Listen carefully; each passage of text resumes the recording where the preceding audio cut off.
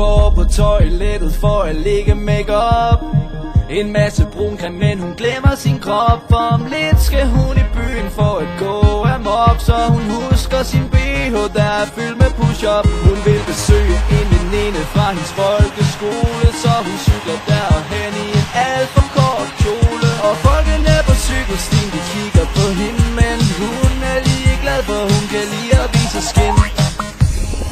Hun er med på den værste, selvom hun har en kæreste. Hun vil danse med drenge og bruge deres penge. Og når man rører ved hendes fjes, får man snask på sine fingre. Men hun er altid frisk på både fragt, når man ringer. Hun er med på den værste, selvom hun har en kæreste. Hun vil danse med drenge og bruge deres penge. Og når man rører ved hendes fjes, får man snask på sine fingre. Men hun er altid frisk på både fragt, når man ringer. Både fragt, når man ringer. Både fragt, når man ringer. Både fragt, når man ringer. Både fragt, når man ringer. Både fragt, når man ringer. Både fragt, når man ringer. Både fragt, når man ringer.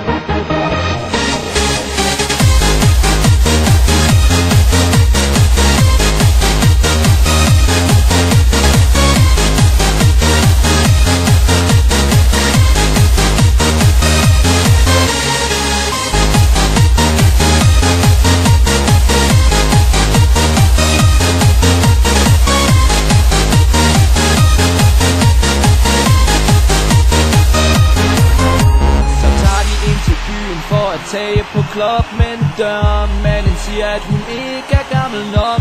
Så rører hun ved hans buks og spørger ham sødt igen. Nej, søde dørmand, vil du ikke nok lukke mig ind? Så bliver hun lukket ind, og de finder sig en plads. De sætter sig ved bordet, og de tømmer deres glas.